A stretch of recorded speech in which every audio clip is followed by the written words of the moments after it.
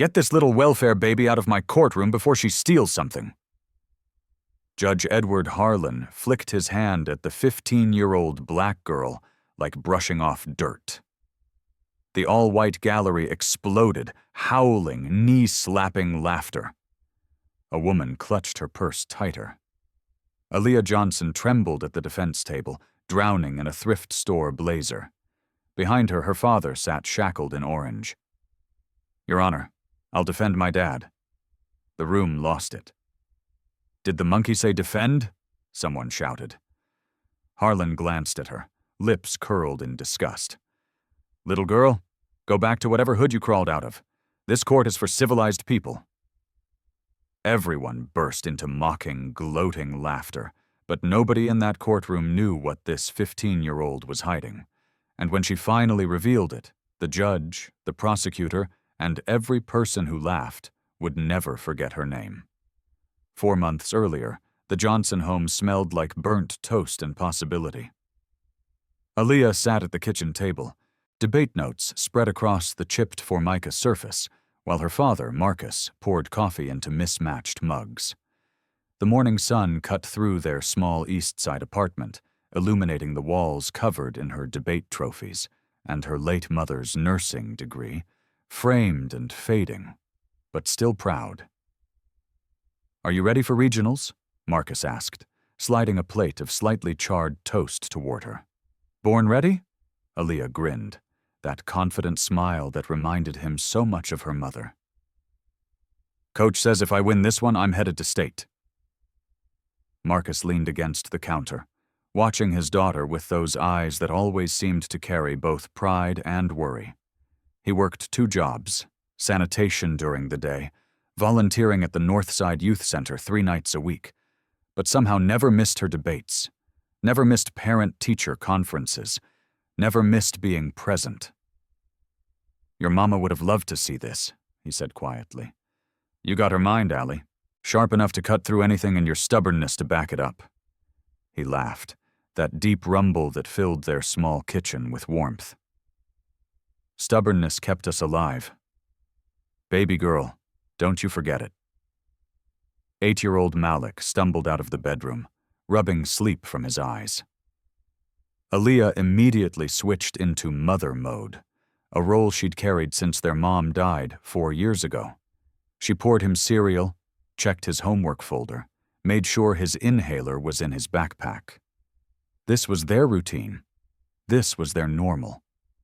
A father who worked himself to exhaustion, a daughter who raised her brother while maintaining straight A's, and a family that somehow made it work on love and determination when money ran short. The garbage truck rumbled outside, Marcus's cue to leave. "Youth center tonight?" Aaliyah asked. "Basketball program for the kids. Someone's got to show them there's another way, you know." She knew her father had spent the last decade trying to prove that their neighborhood wasn't what the news said it was, that black men could be fathers, volunteers, pillars, that they deserved to be seen as human. He kissed both his children on the forehead and headed out the door, work boots heavy on the stairs. Aaliyah had no idea that would be the last normal morning they'd ever have. That evening, she was helping Malik with his math homework when the front door exploded inward. Not a knock, not a warrant announcement, just wood splintering, hinges screaming, and suddenly their living room was full of police officers with guns drawn and flashlights blinding.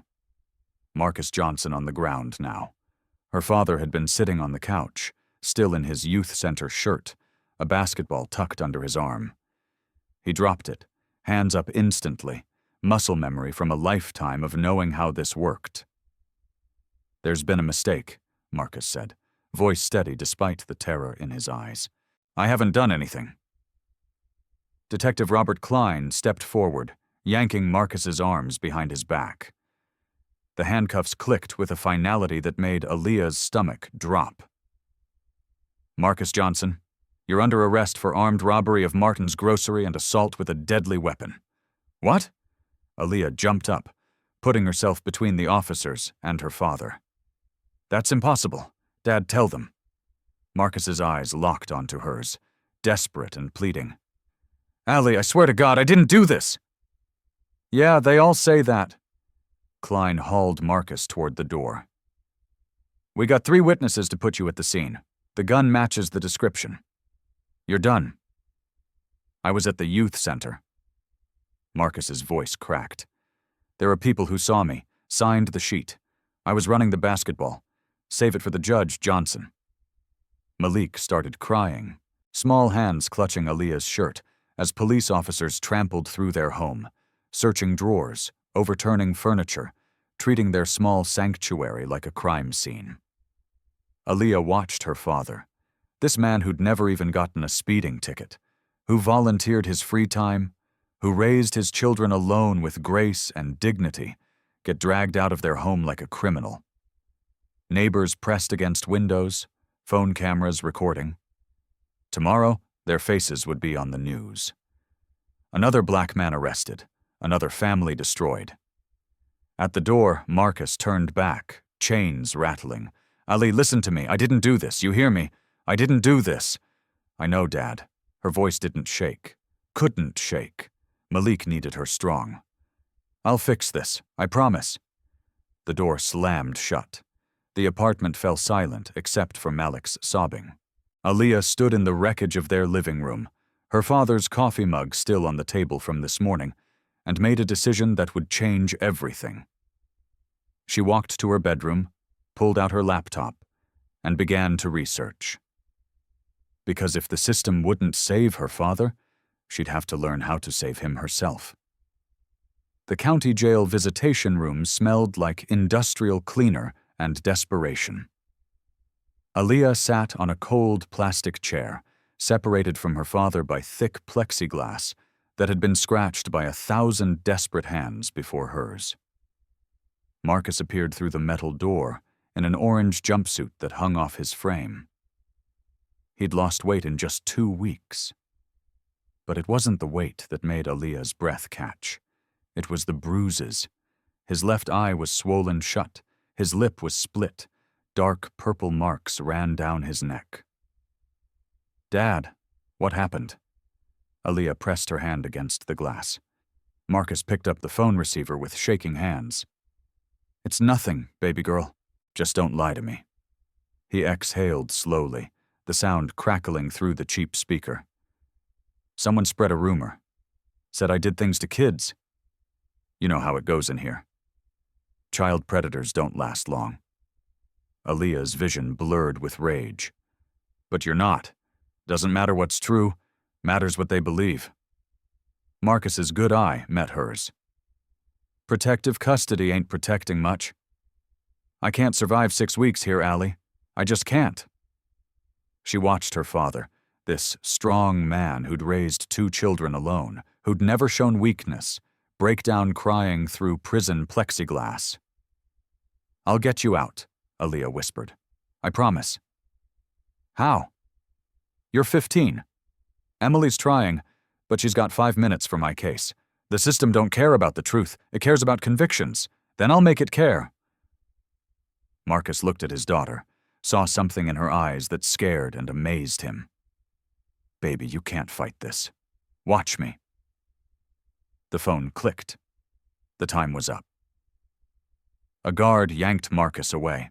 Aaliyah watched her father shuffle back through the metal door in chains, moving like a man who'd already accepted his fate. She refused to accept it.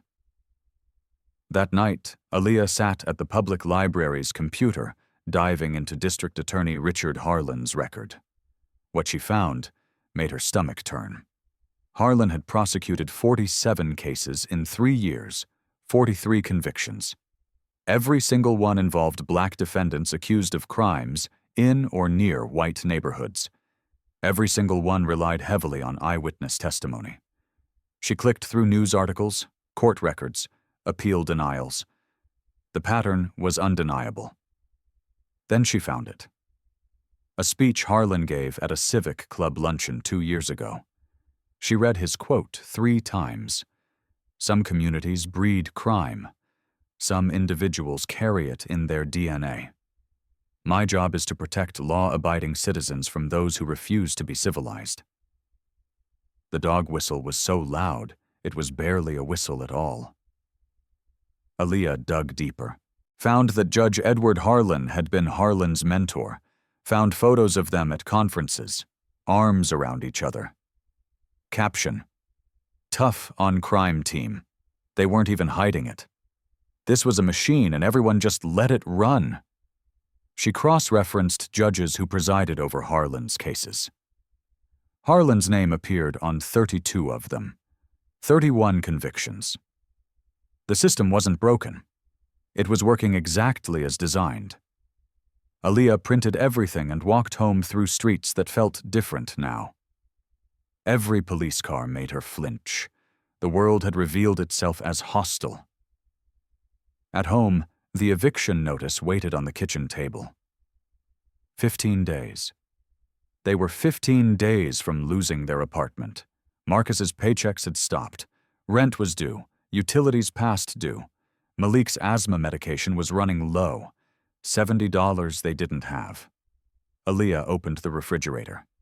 3 eggs, half a loaf of bread, a mostly empty jar of peanut butter. Her phone rang, and Aunt Linda. "Baby, I heard about your daddy. This is too much for you to handle alone." "I'm handling it. You're a child, Aaliyah. Let me take Malik for a while. You can focus on school. Let the lawyer do her job. Her job is 5 minutes split between 63 cases. Then let her do those 5 minutes. What can you possibly do that a trained attorney can't?" The question hung in the air. Aaliyah looked at her college applications. Georgetown, Harvard, Yale, all half-finished, all requiring essays about overcoming adversity that now felt like cosmic jokes. "I can care more," Aaliyah said quietly. "I can care more than anyone else in that courtroom. Caring doesn't win cases, baby. Evidence does. Lawyers do. Then I'll find the evidence. I'll become the lawyer." Aunt Linda sighed. "You're throwing your future away." Aaliyah hung up. She sat in darkness, listening to Malik's wheezing breath from the bedroom, feeling the weight of impossible choices crushing her shoulders. She could send Malik to Aunt Linda's, focus on school, let Emily handle the case, watch her father get convicted, watch their family disintegrate, or she could fight. She pulled up a boarding school application for Malik. Good medical care, no cost to families in crisis. Her fingers hovered over the keyboard. "Are you giving up on Daddy?" Aaliyah spun around. Malik stood in the doorway, small and fragile in 2 big pajamas holding his inhaler. "No, baby, never. Mommy used to say you could do anything." Malik climbed into her lap. She was right, wasn't she? Aaliyah looked at her little brother, then at her mother's photo on the wall. That woman who died fighting a system that didn't value her life. "Yeah," Aaliyah whispered, closing the application. She was right. She opened a new window and searched. Can a minor assist in legal defense? The next morning, Aaliyah met Emily at a coffee shop near the courthouse. Emily looked worse than before. Dark circles, coffee-stained blouse, the weight of too many lost battles in her eyes. "I need to be honest with you," Emily said. "The DA offered a plea deal, 8 years instead of potentially 25. My father is innocent. The store owner identified him in a lineup. 3 witnesses place him at the scene. The jury will be mostly white, and Harlan is very good at what he does." Emily finally looked up. "I've been doing this for 12 years. I've learned to recognize which battles I can win, and my dad isn't one of them." Emily's silence was enough. "What if I told you I found timeline inconsistencies? What if the lineup was contaminated? My dad was the only black man who matched the age range. What if Harlan has a pattern of targeting black defendants with weak evidence?" Emily leaned forward. "What are you talking about?" Aaliyah pulled out her folders, organized, color-coded, meticulously researched, police reports with highlighted contradictions, witness statements that didn't align, GPS data from Marcus's work truck, the youth center sign-in sheet with his signature at 10:03 p.m. when the robbery occurred at 10:37. Emily flipped through the pages, her expression shifting from skepticism to surprise to hope. "How did you find all this? I read everything. Every document you gave me, every public record I could access, every case Harlan prosecuted in 5 years." Aaliyah met Emily's eyes. "I know you're overwhelmed, but I have every waking minute until trial." Emily sat back, studying this 15-year-old who'd just presented legal research that would have taken weeks to compile. "Even if this is valid, you can't present it. You're not a lawyer." Rule 1.06 of Criminal Procedure subsection C. Aaliyah said without hesitation, "The court may permit a non-attorney family member to assist in defense when circumstances warrant." Emily blinked.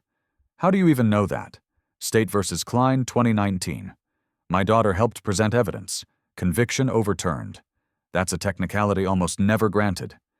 And even if I petition, Judge Harlan will humiliate you. He'll make an example of you. Let him try." Emily looked at this child and saw something she'd stopped seeing in herself years ago. Fire. Belief. The dangerous conviction that justice might actually be possible. "If I do this, Harlan will destroy you the moment you make a mistake. He'll mock you, shut you down, probably hold me in contempt. I know your father could get 25 years if we lose. What does he get if we do nothing? 8 years in a cage for a crime he didn't commit." Aaliyah's voice didn't waver. "At least this way we go down fighting." Emily gathered the folders, then looked at Aaliyah with something close to admiration. "You're either very brave or very foolish. Maybe both," Aaliyah said. "But I'm all my dad has." Emily pulled out her laptop and began typing. "Then let's give them a fight they'll never forget." Aaliyah spread the case files across her bedroom floor at 2:00 in the morning. Her eyes burned from hours of reading, but she couldn't stop. Every page revealed another crack in the prosecution's story. The police report said the robbery occurred at 10:32 p.m., but witness number 1, Michael Hayes, claimed he saw it happen around 10:15. Witness number 2 said close to 10:45. The store's security camera timestamp showed 10:37 p.m. 17 minutes of conflicting testimony. Nobody seemed to notice or nobody cared. Aaliyah highlighted each discrepancy in different colors: red for timeline contradictions, yellow for description inconsistencies, blue for evidence that supported her father's alibi. The store owner described the robber as 6'2". Marcus was 5'9". The weapon was described as a black automatic by one witness, a silver revolver by another, a dark handgun by the third. The amount stolen changed with each statement: $200, $350, $185, and buried in the files, ignored by everyone, was Marcus's work truck GPS data. It showed him at Northside Youth Center from 10:00 to 11:15 p.m. The sign-in sheet confirmed it: Marcus Johnson, 10:03 p.m. Aaliyah leaned back against her bed. 1 contradiction was a mistake. 2 was carelessness. 5 was a pattern. This wasn't evidence. This was a story someone needed to be true. Over the next 3 weeks, Aaliyah transformed her bedroom into a war room. Debate training became cross-examination practice. Her coach, Ms. Ramirez, played hostile witness while Aaliyah refined questions, learned to control tone, never to ask what she didn't already know the answer to. Leading questions on cross. Ms. Ramirez reminded her, "You're not seeking information. You're telling a story through their answers." Aaliyah wrote and rewrote examination outlines, practiced in her mirror, recorded herself to catch nervous habits, voice going up when uncertain, touching her hair when stressed. She eliminated every tell. On weekends, she visited Martin's grocery, timed the walk from the youth center. 12 minutes normal pace, 9 if running, photographed security camera angles, talked to neighborhood residents who remembered that night. 3 people mentioned seeing 2 men leave together after the robbery. The police report only mentioned one. At home, Aaliyah created timeline boards, red string connected contradictions, photographs, witness statements, GPS data. She was building an alternative narrative the prosecution had deliberately ignored. But contradictions weren't enough. She needed legal authority. Hours in the law library led her to Rule 1.06 of Criminal Procedure.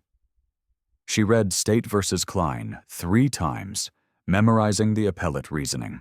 A non-attorney family member could assist when circumstances warranted. It had happened before.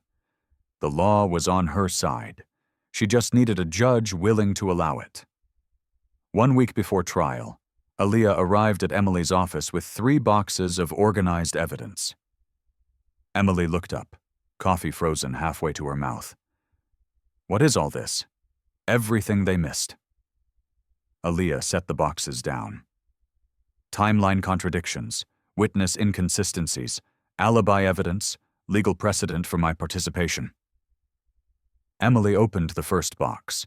Color-coded folders, each labeled with specific legal issues. She pulled one out. Eyewitness identification problems. Her eyes widened. The lineup photo, Aaliyah said. Look at it. Really look. 6 men against a height chart. 5 were white or Latino. Marcus was the only black man, the only one near the age witnesses described.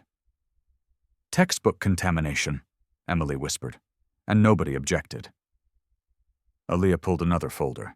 GPS data puts Dad at the youth center. Harlan's timeline ignores it completely. His entire case rests on eyewitnesses who can't agree on when it happened, what the weapon looked like, or how much was stolen. Emily flipped through folders, expressions shifting to anger. Anger at missing this. Anger at a system that made missing it inevitable with 63 cases. How did you find all this? I had time, motivation, nothing to lose. Emily sat back. We need to present this properly. One mistake and Harlan excludes everything. Then we don't make mistakes. This isn't a debate tournament. Harlan will look for any reason. I know. Aaliyah pulled her final folder. That's why I need to question Michael Hayes. Absolutely not. Harlan will never. He will, if you frame it right, appeal to his ego. He'll want to watch me fail. Emily stared at this 15-year-old strategizing like a seasoned attorney. You want him to underestimate you. He already does. Everyone does. That's the advantage. If this backfires, your dad gets 25 years. What happens if we do nothing? 25 anyway, or 8 he doesn't deserve. Aaliyah's voice was steel. At least this way we fight.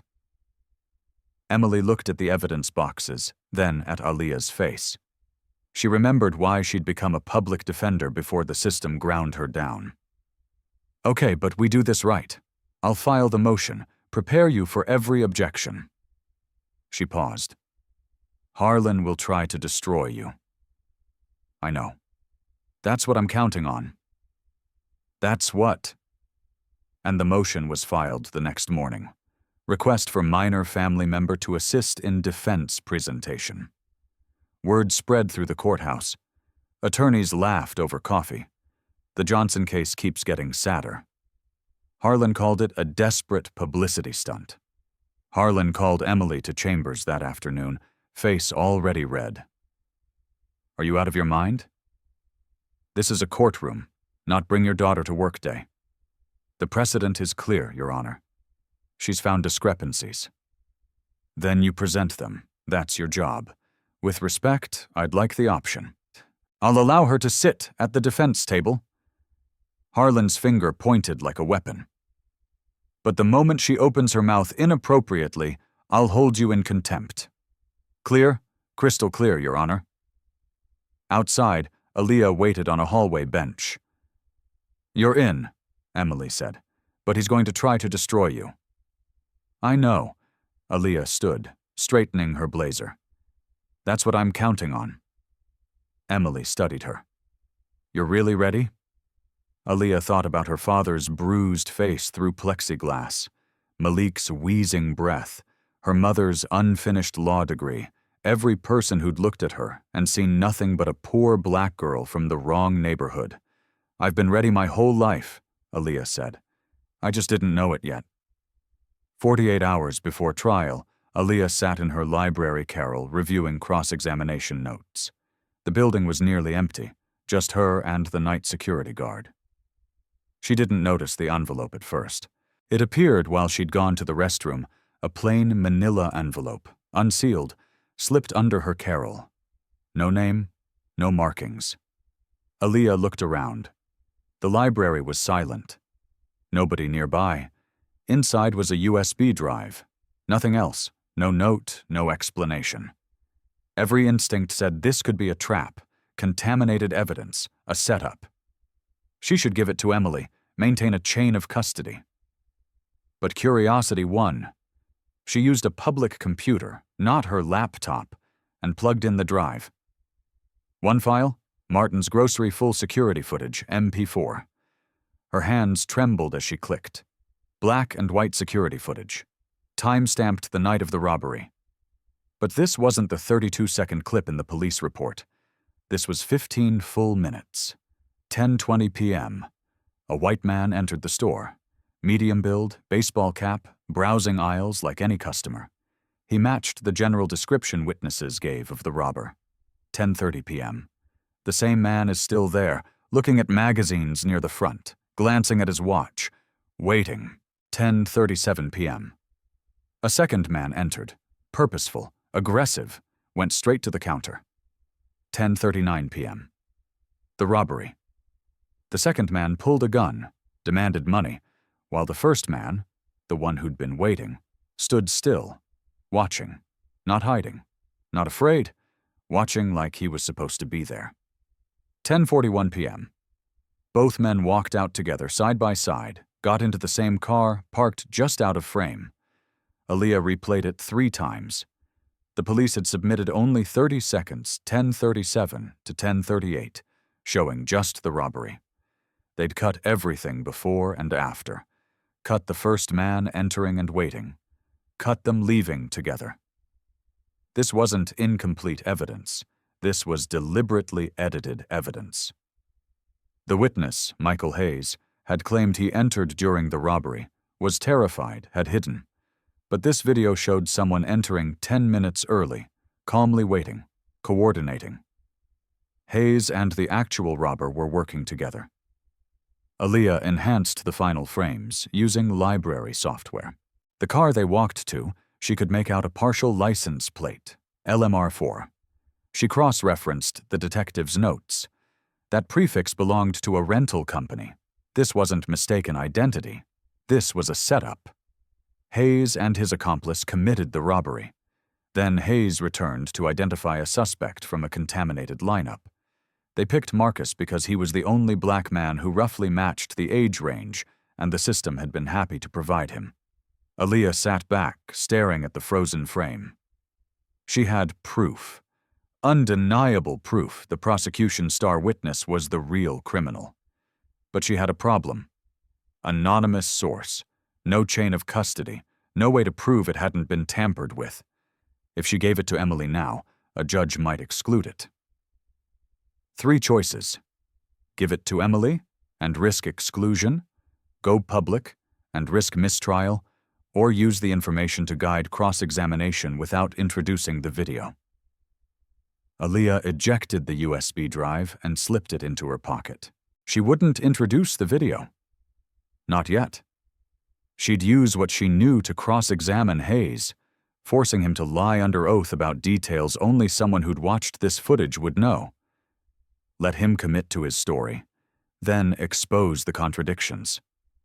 And if that didn't work, she still had the nuclear option. Her mother used to say, "The truth doesn't need tricks, it just needs someone brave enough to speak it." Aaliyah copied the file to a separate drive, deleted her browser history. Tomorrow, Michael Hayes will take the stand, and he had no idea what was waiting for him. The courthouse steps were packed with news vans and protesters when Aaliyah arrived on trial day. Signs waved in the morning air, justice for Marcus Johnson on one side, law and order on the other. Reporters shouted questions she didn't answer. She walked through the metal detectors holding her case files, Emily beside her. Inside the marble floors echoed with footsteps and whispered conversations. Everyone was watching. The courtroom was already full when they entered. Community supporters filled the left side of the gallery. On the right sat courthouse regulars and what looked like Harlan's invited guests, all white, all wearing expressions that said they'd already decided the verdict. Marcus was brought in wearing shackles. When he saw Aaliyah at the defense table, his eyes filled with tears. She gave him a small nod. "Stay strong." Richard Harlan sat at the prosecution table, confident smirk already in place. He dressed for cameras, expensive suit, flag pin on his lapel, the image of righteous authority. "All rise."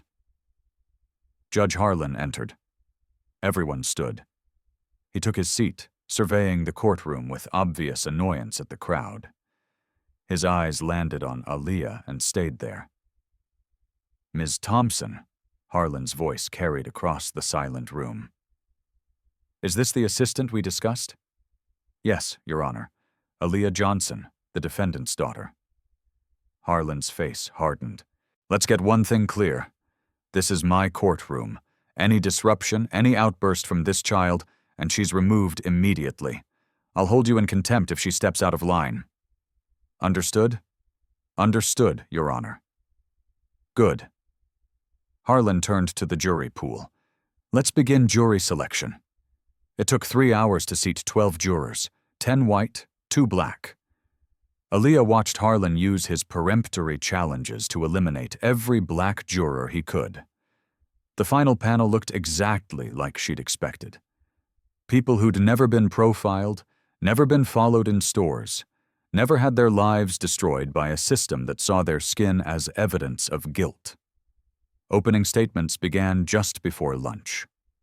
Harlan stood, buttoned his jacket, and approached the jury box like a man greeting old friends. "Ladies and gentlemen, this case is simple. On the night of November 20th, Marcus Johnson walked into Martin's grocery with a gun and terrorized a hard-working business owner. He threatened to kill Mr. Harold Jenkins. He stole $340, and he did it because he thought he could get away with it." Harlan pointed at Marcus. "That man sitting right there. 3 witnesses saw him, identified him. We'll testify under oath. The evidence is overwhelming. The verdict should be swift. That is the face of crime in our community." Several jurors nodded. One woman clutched her purse tighter. Harlan sat down, satisfied. Emily stood for the defense, and Aaliyah could see her hands trembling slightly, but her voice was steady. "Members of the jury, the prosecution wants you to believe this is simple, but nothing about this case is simple. Marcus Johnson is a father, a sanitation worker, a community volunteer with 0 criminal record. On the night in question, he was exactly where he says he was, at the North Side Youth Center running a basketball program for kids." Emily gestured to the evidence table. "We will show you GPS data proving he was there, sign-in sheets with his signature, but more importantly, we'll show you that the prosecution's timeline doesn't add up. Their witnesses contradict each other. Their evidence has holes big enough to drive doubt through." During her statement, Aaliyah passed Emily a note. Emily paused, read it, looked at Aaliyah, then continued, voice stronger. "The prosecution's case rests entirely on eyewitness testimony. But what if those eyes lied? What if this entire case is built on a foundation that crumbles under examination?" Harlan shot to his feet. "Objection. Counsel is making accusations without evidence. Sustained." Harlan glared at Emily. "Ms. Thompson, stick to facts you can prove." "Yes, Your Honor." But Emily had planted the seed. Aaliyah saw 2 jurors exchange glances. After lunch, Harlan called his first witness. The state calls Mr. Harold Jenkins. The store owner walked to the stand. White, 62, nervous but sympathetic. He was sworn in and sat down, hands folded in his lap like a man at church. Harlan took him through the robbery step by step. Jenkins described it in careful detail, voice shaking at the right moments. "I'll never forget that face," Jenkins said, pointing at Marcus. "He looked right at me, said he'd kill me if I called the police." "And you're certain the defendant is the man who robbed you? Absolutely certain that's him?" Harlan nodded, satisfied. No further questions. The jury looked convinced. Aaliyah saw it in their faces. This nice old man terrorized in his own store. Their sympathy was already decided. Emily stood for cross-examination. She was gentle, respectful, but firm. "Mr. Jenkins, how long did the robbery last?" "Maybe 2-3 minutes. And the lighting in your store that night?"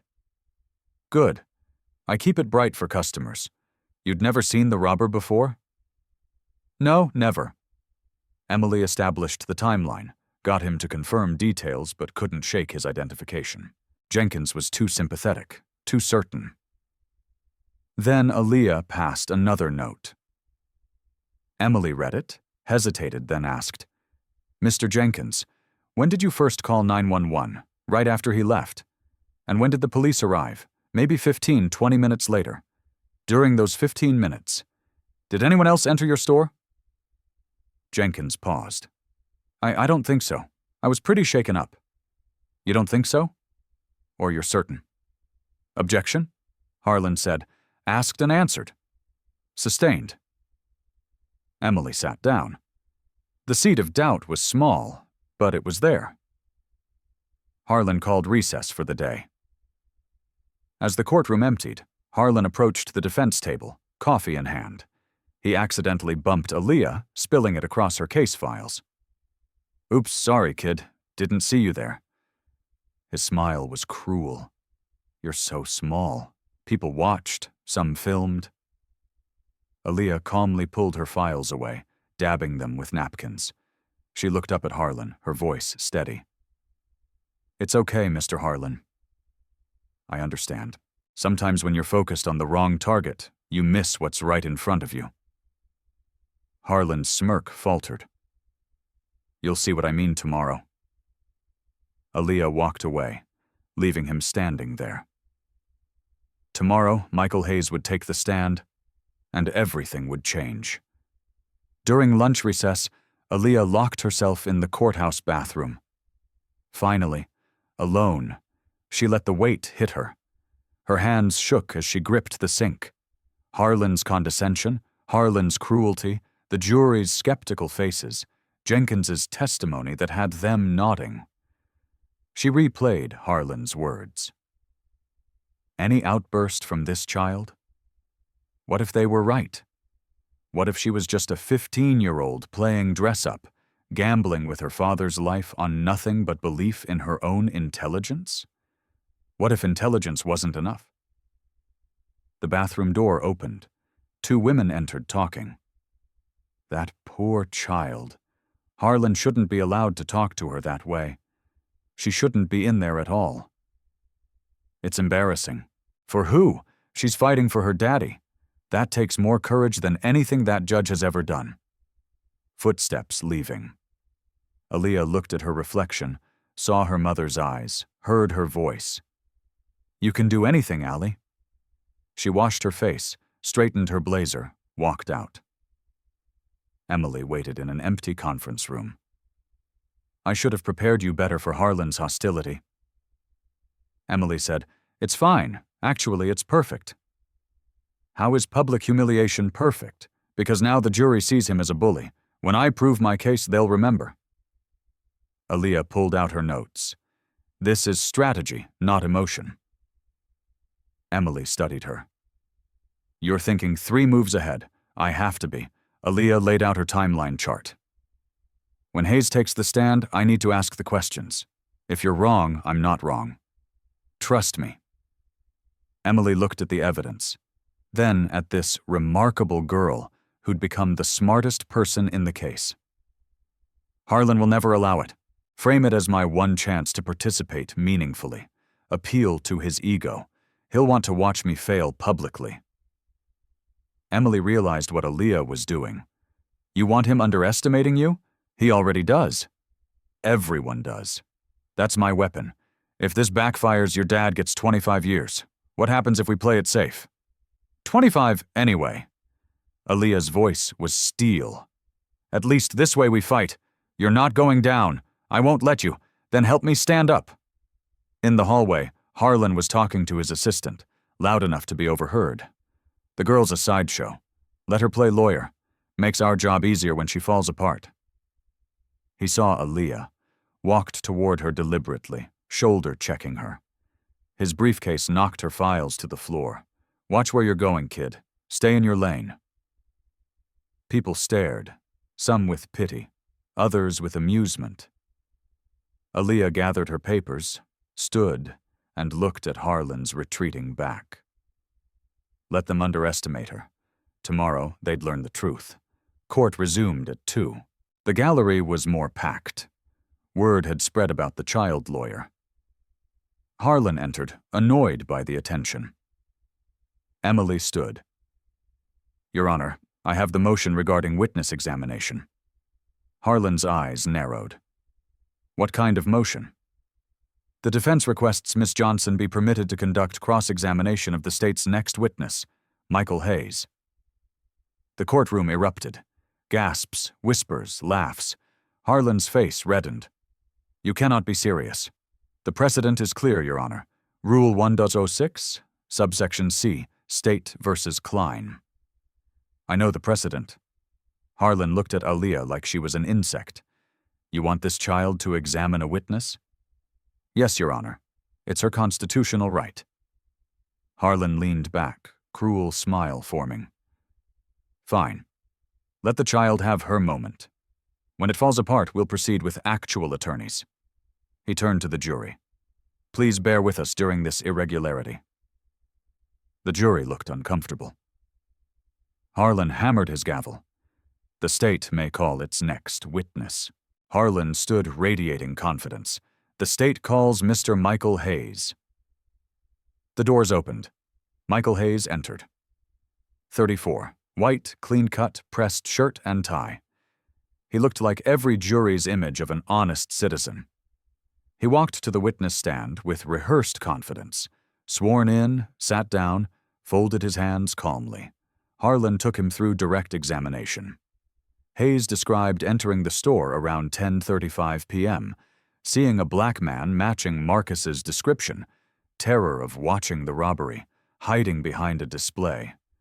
I'll never forget his face, Hayes said, looking at Marcus.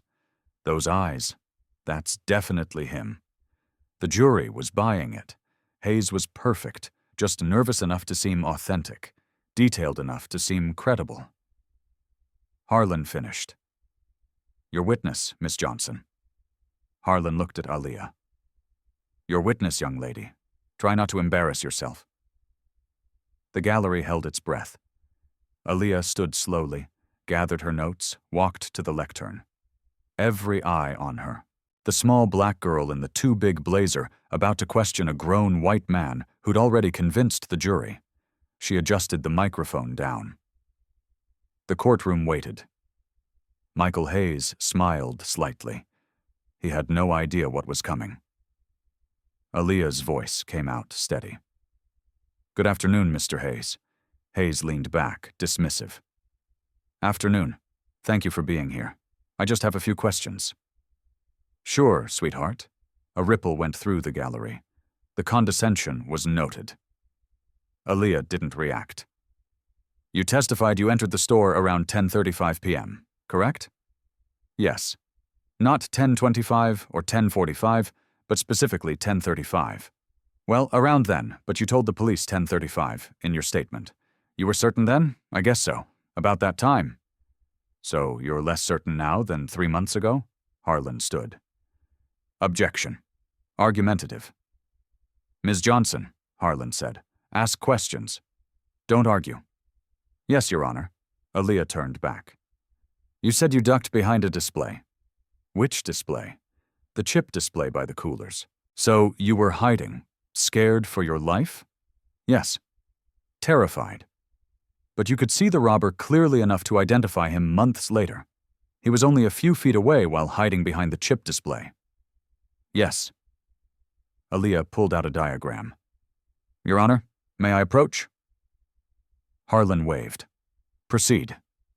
She showed Hayes the diagram. Jurors leaned forward. Is this an accurate layout of Martin's grocery? Hayes studied it, less confident now. Looks about right. This is the chip display by the coolers. Yes, and the register is here 22 FT away, 3 aisles between them. I guess so. You were hiding, terrified with 3 aisles and 22 FT between you and the robbery, but saw his face clearly enough to identify him 3 months later. Hayes shifted. I have good eyesight. A juror wrote something down. Mr. Hayes, when did you give your statement to the police? The next day. Did you return to the store that night? No. You went straight home? Yes. How did you get to the police station the next day? Hayes looked confused. I drove in your own car. Yes. Not a rental car. Hayes froze. What? Simple question. Did you drive a rental car to the police station? I know, my own car. What about the night of the robbery? Harlan jumped up. Objection. Relevance. I'm establishing credibility, Your Honor. Harlan leaned forward, interested. I'll allow it. Answer, Mr. Hayes. Hayes's forehead showed sweat. I don't remember. You don't remember renting a car 3 months ago? I might have. My car was in the shop. Aaliyah pulled a document. Your Honor, Defense Exhibit A. She held up a rental agreement. The courtroom went silent. This is a rental agreement from Quick Rent, dated November 19th, the day before the robbery. The renter is Michael Hayes. The gallery gasped. Harlan shot up. Where did she get that? Public record, Your Honor. Obtained through proper legal request. Harlan studied it. I'll allow it. Continue. Aaliyah turned to Hayes, whose face had paled. Mr. Hayes, why did you need a rental? My car was in the shop. Really? Another document. I have your mechanics records. No service that week? Hayes's jaw clenched. I forget. Maybe the week before. Where is this rental car now? I returned it. Police never examined it? I don't know. You don't know if police examined evidence related to a crime you witnessed? Hayes gripped the armrests. I just returned it. Aaliyah pulled out an enlarged photograph. Do you recognize this license plate? LMR 482. Hayes stared silent. That's your rental car. And this photograph shows it parked outside Martin's grocery at 10:21 p.m., 16 minutes before the robbery. The courtroom erupted. Harlan's gavel pounded. And this Aaliyah produced another photo shows the same vehicle leaving at 10:43 p.m. with 2 occupants. Hayes stood suddenly. This is insane. I'm the victim. Sit down, Mr. Hayes, Harlan commanded. She's twisting everything. Sit down now. Hayes sat, chest heaving. Aaliyah remained calm. Did you know the actual robber before that night? No. Did you coordinate with him? Did someone pay you to identify Marcus Johnson? Hayes's face twisted. I want a lawyer. I'm not answering anymore. The courtroom exploded. Harlan's gavel thundered. Order. Emily stood. Your Honor, the prosecution's case rests on this witness if he's invoking Fifth Amendment rights. Harlan raised his hand. He looked at Harlan with fury. Mr. Harlan, do you have any other evidence linking the defendant to this crime? Harlan stood drained. The store owner's identification. Based on the lineup, this witness confirmed any physical evidence, DNA, fingerprints. Harlan's silence answered. Harlan turned to Hayes. Mr. Hayes, remain available for questioning. Do not leave the jurisdiction. He looked at the jury. Disregard this witness's testimony entirely. Then Harlan did something unexpected. He looked at Aaliyah. Really looked at her. Miss Johnson, that was exceptional work." The words hung in the air. A judge who'd mocked her hours ago, now acknowledging her in front of everyone. "The court is adjourned until tomorrow morning. Mr. Harlan, you better have answers." That evening, the video of Aaliyah's cross-examination went viral. Millions of views in hours. News anchors called it the most remarkable courtroom moment of the decade. Legal experts dissected every question. Law professors announced they'd be teaching it in their classes. But Aaliyah didn't watch any of it. She sat with Malik in their small apartment, helping him with homework like it was any other night, trying to pretend her hands weren't still shaking. The next morning, the courthouse steps were packed with 3 times as many people. This time, when Aaliyah walked through, the crowd erupted in applause. Signs read, "Justice for Aaliyah and believe in her." She kept her head down, walked inside with Emily. The courtroom was standing room only. Every major news network had cameras positioned outside. Inside, the energy had completely shifted. People looked at Aaliyah differently now, not as a child playing dress-up, but as someone who'd exposed a conspiracy. Marcus was brought in. When he saw his daughter, he mouthed, "I'm so proud of you." Judge Harlan entered. The room fell silent. He looked different today. The arrogance was gone, replaced by something that looked almost like shame. "Before we begin," Harlan said, his voice quieter than yesterday, "I need to address something." He turned to Aaliyah. "Miss Johnson, would you approach the bench, please? You too, counsel." Aaliyah and Emily walked forward. At the bench, Harlan spoke quietly. "Miss Johnson, what you did yesterday. I've been on the bench for 23 years. I've seen thousands of attorneys. Very few have demonstrated the skill, preparation, and courage you showed." He paused. "I owe you an apology, a public one. I underestimated you severely.